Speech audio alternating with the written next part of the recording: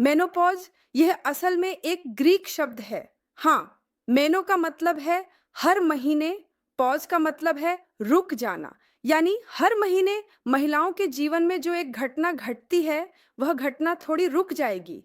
यही है मेनोपॉज़। तो जन्म से मृत्यु तक असल में एक इंसान के जीवन में कई तरह के स्तर होते हैं, कई चरण होते हैं। जैसा कि हमारी मैडम ने बताया है, जो है बचपन, किशोरावस्था, युवावस्था और मेनोपॉज़। आप ध्यान देंगे कि यहाँ कहीं भी बुढ़ापा शब्द का ज़िक्र नहीं है, क्योंकि महिलाएँ कभी बूढ़ी नहीं होती, कभी भी नहीं। आज हमारे यहाँ जो मुख्य वक्ता हैं, प्रतिष्ठित प्रोफ़ेसर सुरैया रहमान मैडम, उन्हें देखकर आप समझ सकते हैं, वह हमेशा जवां हैं। हमारे जो अमेरिकन प्रेसिडेंट हैं, मरियम आपा, उनके सामने मैं कुछ कह ही नहीं सकती, खड़ी भी नहीं हो सकती। और हमारे सामने जो आप सब बैठे हैं, माशाल्लाह सभी हमेशा जवां हैं और आज का रंग भी हरा है। तो जब हमारी उम्र 45 होती है, उम्र जब 45 होती है, तब से कुछ बदलाव आने लगते हैं। उम्र के साथ हमारे अनुभव की टोकरी समृद्ध होती जाती है। हम खुद भी समृद्ध होते हैं। हमारे व्यवहार में भी कई बदलाव आते हैं और हम में से हर कोई, मैं नहीं जानती, हमारे सामने जो मैडम्स हैं, ये मैडम हैं और भी कई मैडम्स हैं। हम कभी-कभी वरिष्ठों का अनुसरण करते हैं। अच्छा लगता है वरिष्ठों को देखना, वरिष्ठों का काम, वरिष्ठों की ईमानदारी, वरिष्ठों की जो लोगों के प्रति सहानुभूति है, उन्हें हम फॉलो करते हैं। हाँ, हर कोई एक आइकन बन जाता है। तो आइकन बनने की उम्र यही है।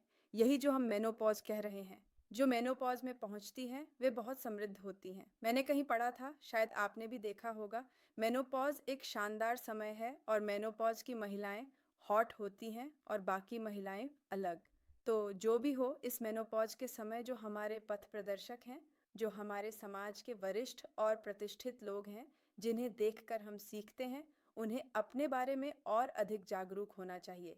इसकी शुरुआत असल में 30 से ही करनी चाहिए। 30-35 से ही शुरू करना चाहिए।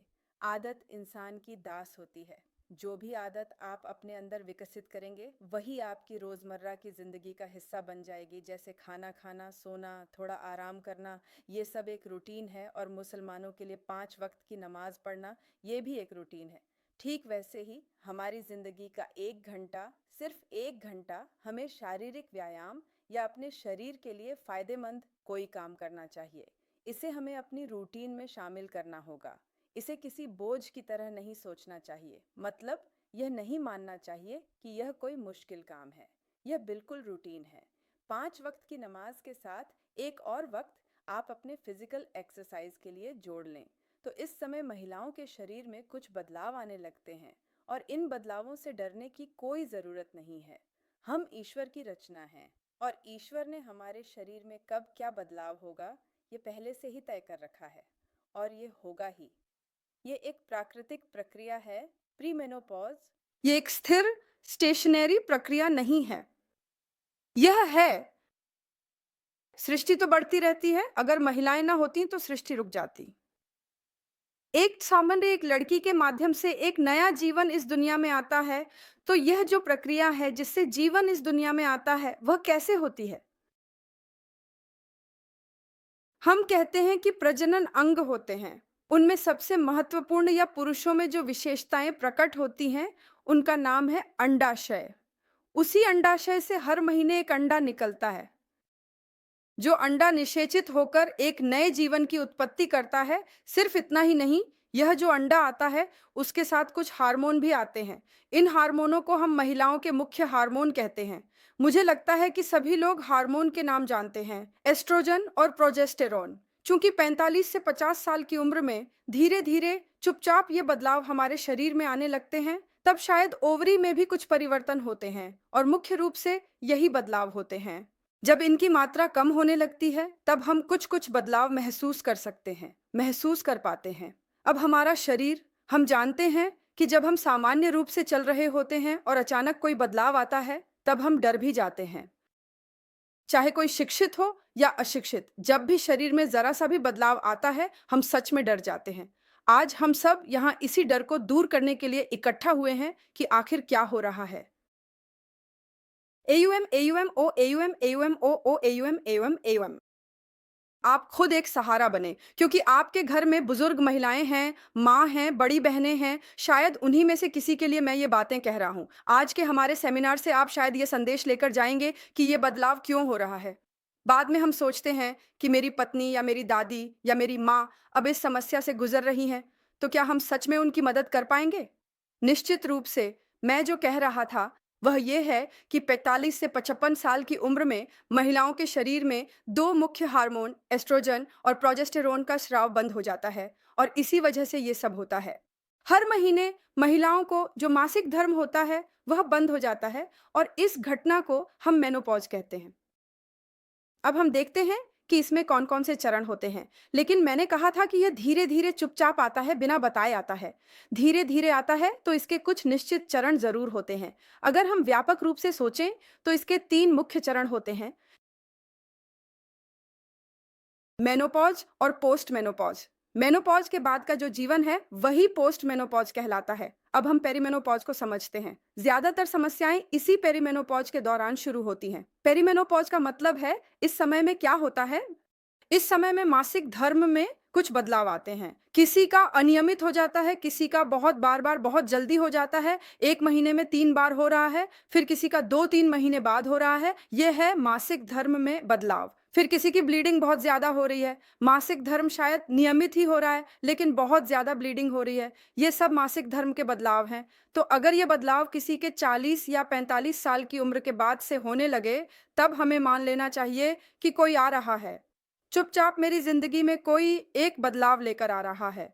मासिक धर्म का बंद हो जाना, यानी अगर किसी का 12 महीने तक मासिक धर्म नहीं होता, मतलब 1 साल, तब हम कहते हैं कि यह मेनोपॉज है। 12 महीने यानी 1 साल हो जाने के बाद हम पीछे मुड़कर कहते हैं कि उसका मेनोपॉज हो गया है। पोस्ट मेनोपॉज का मतलब है यह मेनोपॉज के बाद का समय है। इसमें कुछ स्थायी बदलाव होते हैं और बदलाव जारी रहते हैं। ये जो जारी रहना है, ये जारी रहना किसका कैसा होगा, क्या वह सुखद होगा, दुखद होगा या डरावना होगा, ये काफी हद तक व्यक्ति विशेष पर निर्भर करता है। और इसी वजह से आज हम यहाँ हैं। सबसे पहले जो बदलाव होता है हम उसे कहते हैं जनरल अपीयरेंस। सामान्य जो बदलाव है वह सबसे पहले हर कोई समझ सकता है। त्वचा में कुछ बदलाव आते हैं। स्किन जैसे बचपन या युवावस्था में चमकदार और टाइट रहती है, वह थोड़ी कम हो जाती है, थोड़ी ढीली हो जाती है और चमक भी थोड़ी कम हो जाती है ना? इसके और भी कारण हैं। मुझे लगता है कि यह सिर्फ मेनोपॉज़ की वजह से नहीं होता। मेरा मानना है कि जब एक लड़की किसी परिवार में आती है, तो वह खुद को छोड़कर सबका ख़्याल रखती है, सबका ख़्याल रखती है। यहाँ जितनी भी बहनें हैं, मुझे विश्वास है कि आप सब खुद का ख़्याल सबसे कम रखती हैं। कौन सोया, कौन खाया, किसका कौन-सा पसंदीदा खाना है, इन सब का ध्यान रखती है। लेकिन क्या आपने कभी सोचा है कि आपका पसंदीदा खाना कौन-सा है? मुझे कौन-सी फ़िल्में देखना पसंद है? मुझे किससे बात करना अच्छा लगता है? मुझे किन लोगों के साथ समय बिताना अच्छा लगता है? क्या हमने कभी सोचा है? कभी नहीं। हम हमेशा यही सोचते हैं, आज शुक्रवार है, आज छुट्टी का दिन है, हमारे बच्चों को वहाँ जाने में अच्छा लगेगा, हमारा बच्चा वह खाना पसंद करता है, या फिर मेरा बच्चा वह डिवाइस पसंद करता है, एक टीवी खरीदना होगा। टीवी खरीदते समय भी हम बच्चे की पसंद को महत्व देते हैं कि उसे वह देखना अच्छा लगता है। खैर, हम कभी अपने लिए नहीं सोचते, तो अपने लिए भी सोचना चाहिए। मैं स्वार्थी बनने के लिए नहीं कह रहा हूँ। स्वार्थी मतलब सिर्फ अपने बारे में सोचना। मैं स्वार्थी बनने के लिए नहीं कह रहा हूँ। खुद का ख्याल रखना, अपनी देखभाल करना। लेकिन मैं कहूँगा कि परोक्ष रूप से आप अपने परिवार से प्यार करते हैं। आप खुद सोचिए, जितना आप अपने परिवार से प्यार करते हैं, जितना स्नेह करते हैं, उतना कोई और नहीं। अब अगर आप बीमार पड़ जाए तो क्या होगा? जैसा कि मैडम एक निपास की घटना बता रही थी। एक सज्जन अपनी पत्नी के साथ मुसीबत में पड़ गए हैं, क्योंकि यह महिला कभी पूरे परिवार को संभालती थी। अब पूरा परिवार मिलकर भी उसे संभाल नहीं पा रहा है। यह कितनी दुखद बात है। घर में घुसते ही देखती हूँ कि माँ मुझे घर आकर मेरा हाथ पकड़ती थी। वही माँ जो पूछती थी कि मैंने खाना खाया है या नहीं, वही माँ अब घर आकर चिल्लाती-चिल्लाती रहती है, तुम ये मत करो, वो चीज़ छोड़ रखी है, इससे क्या होगा? मैं नहीं कर पाऊँगी, माँ थक चुकी है। ऐसे में हमारे बच्चों की क्या हालत होगी? तो अगर हम परोक्ष रूप से अपने परिवार से प्यार करना चाहते हैं, अपने बच्चों से प्यार करना चाहते हैं, अपने पतियों को क्वालिटी टाइम देना चाहते हैं, तो सबसे पहले मुझे खुद को ठीक करना होगा। अपने ख्याल खुद के अलावा इस दुनिया में कोई नहीं रखेगा। आप अपनी देखभाल जितनी अच्छी तरह कर सकते हैं, जितना खुद को समझ सकते हैं, उतना कोई और नहीं समझ सकता। त्वचा में बदलाव के बाद जो अगला बदलाव आता है वह है वजन बढ़ना। वजन बढ़ने के कई कारण होते हैं। जैसे कि हमने अभी-अभी सुना कि हमें अपने खाने में बदलाव लाना होगा और यह बदलाव आप अचानक 45 साल की उम्र में नहीं ला सकते। यह असंभव है। आपको शुरुआत से ही, जब आपके खाने-पीने में बहुत विविधता होगी, जब आप बाहर घूमने जाएंगे, तभी से बदलाव लाना होगा। तभी से खुद को कंट्रोल करना होगा, कैलोरी इनटेक कम करना होगा। और हमारे खाने की आदतों के साथ-साथ और क्या जुड़ता है? मैंने अभी थोड़ी देर पहले कहा था कि चूंकि ये बदलाव धीरे-धीरे आते हैं और हम नहीं जानते, अज्ञानता के कारण हमें पता नहीं चलता। असल में हाँ, जब इन मैडम्स ने पहली बार समाज में टैबलेट का इस्तेमाल किया, तो उन्हें बहुत बुरी बातें सुननी पड़ी। हमें भी सुननी पड़ी हैं। लोग कहते थे कि इनमें शर्म हया नहीं है, लड़कों के सामने, सबके सामने ये सब चीजें उजागर कर रही हैं। हाँ, इसी शर्म के कारण लड़कियां किसी को कुछ नहीं बताती। डॉक्टर के पास जाना भी शायद निर्भर करता है। हम जो यहाँ हैं, मैं कहूँगी कि बांग्लादेश ही नहीं, पूरी दुनिया में हम लकी हैं, ईस्ट लकी स्टार्स हैं, क्योंकि हमें अपने परिवार से ऐसा माहौल मिला है। अच्छे स्कूल में पढ़ाई करने का मौका मिला और अच्छे स्कूल में पढ़ने के बाद हमें उच्च शिक्षा के लिए भी अवसर मिला। और हम लड़कियां अपनी जिंदगी के एक पड़ाव पर क्या करती हैं? पिता का घर छोड़कर पति के घर जाती हैं। वहां जाकर हमें एक और संघर्ष करना पड़ता है अपने करियर के लिए। और यहाँ हम सब लगभग सभी कामकाजी महिलाएं हैं। वहां भी हम बिना किसी झिझक के काम कर रही हैं। तो मैं जरूर कहूंगी, निश्चित ही हम बहुत सौभाग्यशाली हैं। मैं यह नहीं कहना चाहती कि यह कोई गति है। मैं सभी लड़कियों के लिए सच कहूं तो शादी में कोई सीमा तय करने के पक्ष में नहीं हूं। मैं सभी के लिए यही चाहती हूं। अगर आम तौर पर कहें तो हम वाकई बहुत लकी हैं। तो ये जो हमारा माहौल है, हमारी जो परवरिश है, शायद हम इसके बारे में बहुत कुछ जानते हैं। अब लगता है कि इसमें जानने जैसा कुछ नहीं है, लेकिन सच में हम बहुत कुछ जानते हैं। अब आप सोचिए, और 1-4 बजे जो लड़की गाँव में है, हाँ, जो है, वह अपनी थोड़ी-सी भी बीमारी की खबर अपने पति को या अपने सास-ससुर को बताने से डरती है। अगर वह कहे कि मैं डॉक्टर के पास जाऊँगी, "क्यों डॉक्टर के पास जाओगी?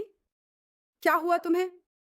मुझे बताओ।" तब क्या होता है? लड़की शर्म के मारे कुछ नहीं कहती। और मैं एक मेडिकल कॉलेज में हूँ, वहाँ बहुत से गरीब मरीजों को देखना पड़ता है। वहाँ मैं हैरान रह जाती हूँ। उम्र 25-60, वे पहली बार आकर कहते हैं, अपने जीवन में पहली बार वे डॉक्टर का चेहरा देख रही हैं। इससे पहले कभी किसी डॉक्टर के पास नहीं गईं, बच्चे घर पर हुए, सब कुछ घर पर। हाँ, शायद ज्यादातर ये सब सर्वाइकल कैंसर, ब्रेस्ट कैंसर जैसी बीमारियों की मरीज हैं। तो हमें ऐसे ही लोगों तक अपना संदेश पहुंचाना होगा। ये हमारी जिम्मेदारी है।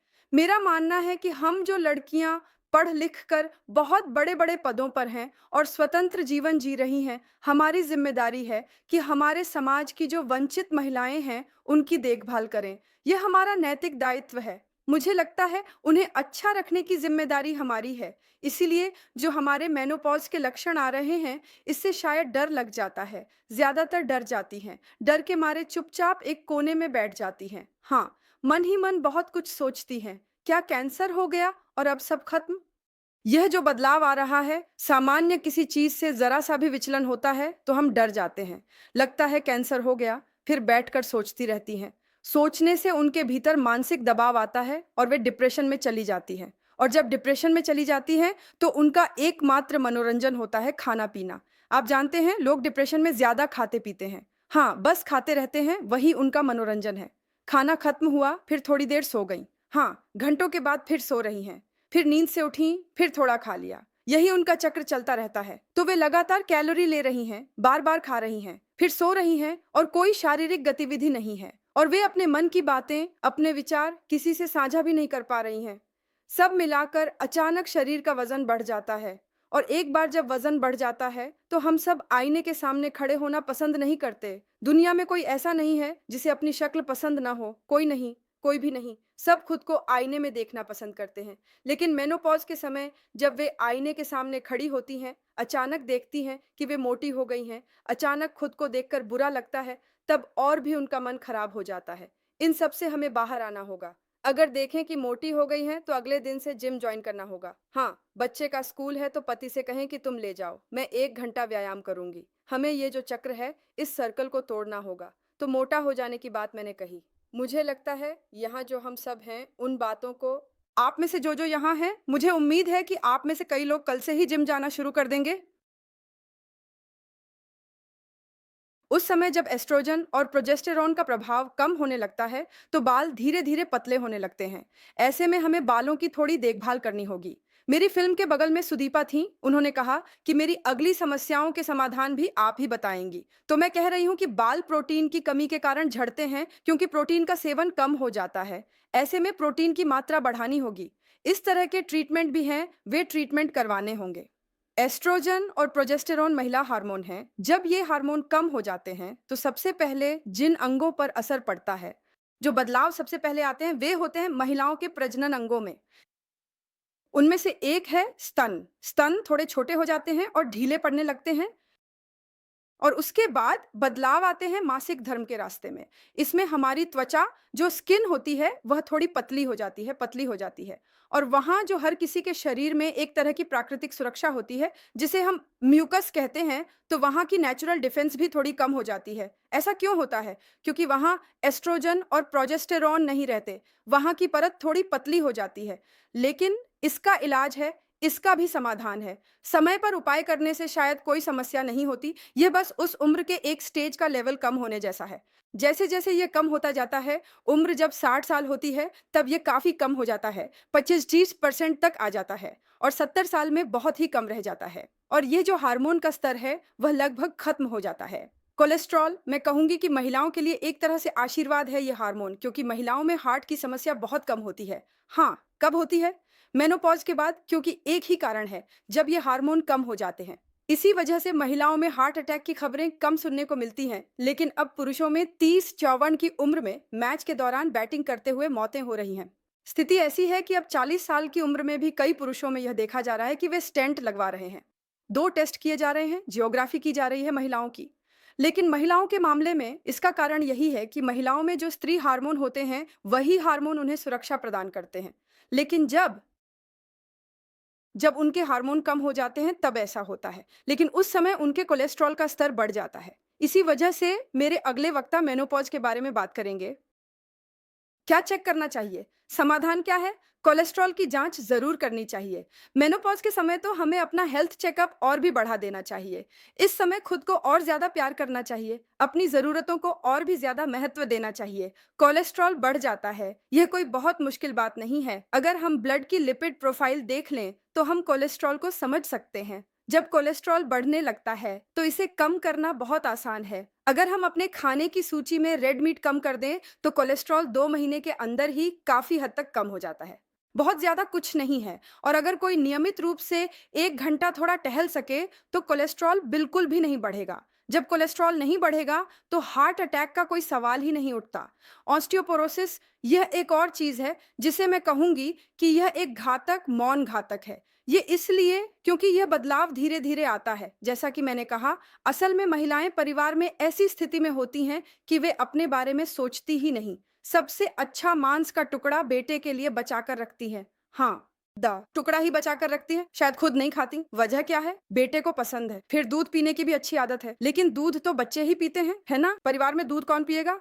छोटे-छोटे बच्चे, वही गलत सोच है। दूध तो वयस्कों को पीना चाहिए, क्योंकि उम्र के साथ जो बड़े होते हैं, उनकी हड्डियों में कैल्शियम की मात्रा कम हो जाती है। तो यही कैल्शियम हड्डियों के लिए, हड्डियों की मजबूती के लिए ज़रूरी है। मैंने इसे रोकथाम के लिए इसलिए कहा, क्योंकि कैल्शियम की कमी से हमारी हड्डियों की मोटाई, मतलब हड्डियों की एक संरचना होती है ना?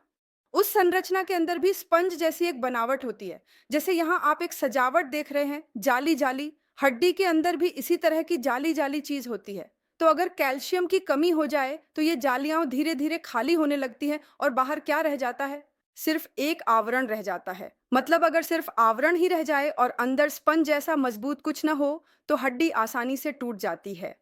हाँ, बचपन में हमने बहुतों से, अपने दोस्तों से, दादी-नानी से सुना है कि बिस्तर से उतरते समय गिर गईं। कुछ खास नहीं हुआ, बस बैठने गईं और फिर उठ नहीं पाईं। बाद में पता चला कि हड्डी टूट गई है। इसका कारण क्या है? कारण सिर्फ एक ही है। हड्डियाँ इतनी नाजुक हो जाती हैं कि वे अपने आप ही टूट जाती हैं। फ्रिज का दरवाज़ा खोलते समय भी हाथ टूट जाता है। मतलब यह हैरान करने वाली बात है, इसका यही कारण है। क्योंकि हम अपनी खाने की आदतें सही नहीं करते, हमें पता नहीं होता। हाँ, हमारी नानी-दादी, मेरा विश्वास है कि यहाँ जिनकी उम्र कम है, हमारे जूनियर जो हैं, अगर उनकी नानी-दादी अभी भी जीवित हैं, तो मैं कहूँगा कि आज ही घर जाकर उनकी देखभाल करनी चाहिए। उन्हें ज़्यादा दही, खट्टा दही खिलाना चाहिए। तो यह है हड्डियों में होने वाला बदलाव। इसे ऑस्टियोपोरोसिस कहते हैं। हमें इसे रोकना होगा और मेरे बाद जो वक्ता बोलेंगे, वे इस बारे में और विस्तार से बताएंगे। कब्ज़ इस समय कब्ज़ की समस्या भी देखी जाती है। इसका कारण ये है कि हमारी जो आहार नली है, उसकी गति भी कम हो जाती है। वह सुस्त हो जाती है, ज़्यादा मूवमेंट नहीं करती, क्योंकि गतिविधि कम रहती है, थोड़ा डिप्रेस्ड रहते हैं, लोगों से बातचीत कम होती है, ये समस्याएं होती हैं। कब्ज़ा होता है और कब्ज़ से कई तरह की समस्याएं होती हैं। एक और समस्या ये है कि पेशाब का दबाव बढ़ जाता है। अभी मैंने थोड़ी देर पहले कहा था कि महिला हार्मोन एस्ट्रोजन का स्तर कम हो जाने पर सबसे पहले जहां असर करता है, वह है महिलाओं के मुख्य अंग। वहां की त्वचा पतली हो जाती है और महिलाओं के मुख्य अंग सभी बैक पैसेज एक ही जगह होते हैं। मासिक धर्म का रास्ता, पेशाब का रास्ता और मल का रास्ता, तीनों एक साथ। इसलिए मेनोपॉज के समय मासिक धर्म के रास्ते की समस्या के साथ साथ जो समस्या होती है, वह है पेशाब या यूरिनेशन की प्राकृतिक प्रक्रिया का बिगड़ जाना। किसी किसी को ऐसा होता है कि जब पेशाब का दबाव आता है तो यहाँ से टॉयलेट तक भी नहीं पहुँच पाती, बीच में ही पेशाब हो जाता है। हम जो कहेंगी कि वे नमाज पढ़ सकती हैं, नमाज पढ़ने जाए तो बार बार कपड़े बदलने पड़ते हैं, बैठे रहते हैं, सब एक साथ चल रहे हैं, अगर खांसी आ जाए या जोर से हंस दें तो कपड़े गीले हो जाते हैं। तो ये समस्याएं इस समय होने लगती हैं। इसका कारण वही एक है कि पेशाब की थैली और पेशाब का रास्ता, यही सब। उस मासिक सड़क के भीतर मासिक की सड़कों पर जो परिवर्तन होते हैं, वे उस प्रस्तावित सड़क पर भी होते हैं। इसीलिए कुछ मामलों में 1212 ऑफर दिए जाते हैं और कई बार लोगों को कई सामान्य प्रसव होते हुए देखा जाता है। हमारे देश में सामान्य प्रसव अभी भी सामान्य प्रसव ही है। हमारा कहना है कि 29% सामान्य प्रसव केवल अस्पतालों में ही होते हैं, बाकी काम घर पर ही किए जाते हैं। तो 1 सी बजे घर पर डिलीवरी का बड़ा समय होता है। हो सकता है कि घर पर डिलीवरी करने वालों को इसका फायदा मिले। कुछ महिलाएं ट्रेन में, तो कुछ अधिकतर मामलों में अनफ्रेंडली माहौल में डिलीवरी कराती हैं। इन सभी कारणों से डिलीवरी के समय या कुछ समस्याओं के कारण मासिक धर्म का रास्ता पहले से थोड़ा ढीला हो जाता है। जब हार्मोनल सपोर्ट खत्म हो जाता है, तब अचानक देखा जाता है कि मासिक धर्म का रास्ता बहुत ज्यादा ढीला हो गया है। फिर कई बार महिलाएं कहती हैं कि कुछ अजीब सा, जैसे अंडे जैसा कुछ बाहर निकल आता है, वो दरअसल पेशाब की थैली नीचे आ जाती है। तो जब वह नीचे आ जाती है तो स्वाभाविक रूप से पेशाब करने में समस्या होती है। कई बार ऐसा भी होता है कि पेशाब करने गई, जितना जोर लगा रही हैं उतना ही पेशाब और रुक जाता है। तब उन्हें थोड़ा रुकना पड़ता है, खड़े होकर पेशाब करना पड़ता है, सब कुछ उन्हें खुद ही संभालना पड़ता है, जैसे फिंगरप्रिंट्स लेना। ये समस्याएं आम लोगों और प्रशासन दोनों के लिए सामान्य हैं। कई बार बिना कहे ही हो जाता है, शायद हम जानते भी नहीं हैं, लेकिन ये चीजें हमें जाननी चाहिए।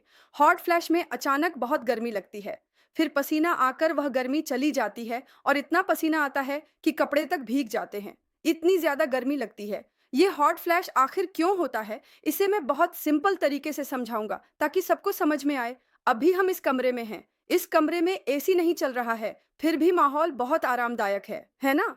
यही असल में जवानी है। जवानी में शरीर में हार्मोन भरपूर मात्रा में होते हैं। कोई भी तरह की कोई समस्या नहीं होती है ना, दौड़ सकते हैं, खा सकते हैं, जो मन चाहे वो खा सकते हैं, कोई दिक्कत नहीं होती। इसलिए यहाँ सब कुछ इतना आरामदायक है। यहाँ पंखा भी है। आपको शायद अजीब लगे, लेकिन मुझे लगता है किसी को पंखे की जरूरत नहीं लग रही। सब कुछ ठीक ठाक आरामदायक है। लेकिन अगर मैं इस कमरे से बाहर निकल जाऊं, बाहर जाऊं, तो तभी अचानक बहुत गर्मी लगेगी। देखेंगे कि एकदम से गर्मी की लहर आ गई। यही है मेनोपॉज़, मतलब मेरे हार्मोन यहाँ थे, वहाँ नहीं। जो गर्मी की लहर आई, वो स्थायी नहीं है, डरने की कोई बात नहीं, वो स्थायी नहीं रहती। धीरे-धीरे सब कुछ सामान्य हो जाएगा। धीरे-धीरे आप बाहर जाएँ, देखें कि गर्मी में आप कितने सहज हैं, क्या आप उसमें सहज हैं या नहीं? जब शरीर पूरी तरह से हार्मोनल अवस्था से नीचे की ओर जाता है, तब यह फ़ेज़ आता है। ये समय ज़्यादा दिन तक नहीं रहता, किसी के लिए 6 महीने, किसी के लिए उससे भी कम, किसी के लिए 1 साल तक भी हो सकता है। हमारे देश में अब न्यूक्लियर फैमिली की संख्या बढ़ रही है। न्यूक्लियर का मतलब है सिर्फ़ पति-पत्नी और बच्चे और कोई नहीं। लेकिन बचपन में भी हमने देखा है कि हमारे साथ दादा-दादी रहते थे। हाँ, कभी-कभी चाचा-चाची भी रहते थे। लेकिन बीच में हमने एक ऐसा समय भी देखा है जब न्यूक्लियर फैमिली बहुत ज़्यादा थी। लेकिन अल्हम्दुलिल्लाह अब मुझे लगता है कि फिर से संयुक्त परिवार बढ़ रहे हैं। संयुक्त परिवार में सब एक साथ रहते हैं, सास-ससुर, ननद सभी। मैं खुद भी संयुक्त परिवार में रहती हूँ। तो इसका मतलब ये है कि मेनोपॉज़ के लक्षण किसे ज़्यादा होते हैं और किसे कम। जो लोग अकेले रहते हैं, उनके पास सपोर्टिव कोई नहीं होता, उनके मेनोपॉज़ के लक्षण ज़्यादा होते हैं, क्योंकि उनके पास समय बिताने के लिए, बात करने के लिए या कोई काम करने के लिए कुछ नहीं होता। अगर आपके बच्चे हैं, तो आप उनके लिए दौड़-भाग करते हैं। हाँ, फिर अगर आपके सास-ससुर हैं, तो उनके लिए भी आपको दौड़ना पड़ता है। मुझे भी अब तक दौड़ना पड़ता है। जब वे बीमार हो जाते हैं, तो वे मेरे बेटे को नहीं, बल्कि मुझे ही ढूँढते हैं। क्यों? क्योंकि वह अपने दिल की बातें खुलकर कह सकती हैं। तो यह जो समय देना है, हाँ, ये सारी गतिविधियाँ भी इंसान को स्वस्थ रखती हैं। फिर जिनके बच्चे बड़े हो गए हैं, कई लोगों के पोते-पोतियाँ हैं। जिन मेनोपॉज़ वाली महिलाओं के पास पोते-पोतियाँ या ग्रैंडचिल्ड्रन रहते हैं, उनके लक्षण कम होते हैं। यह कोई मनगढ़ंत बात नहीं है, बल्कि यह परीक्षित सत्य है। जिनके आस-पास उनके पोते-पोतियाँ रहते हैं, वे बहुत बेहतर रहते हैं।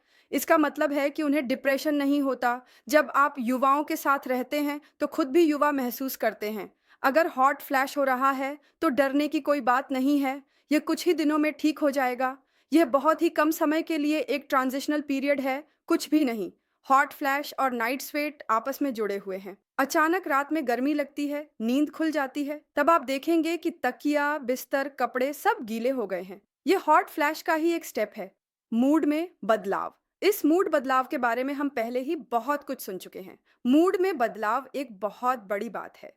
इसी वजह से आज हमारे यहाँ सेमिनार में हमने परिवार को भी बुलाया था। हाँ, परिवार सहित आमंत्रित किया था। वजह वही है कि जिसका मूड बदल रहा है, वह तो परिवर्तनशील है। आप क्या कहेंगे?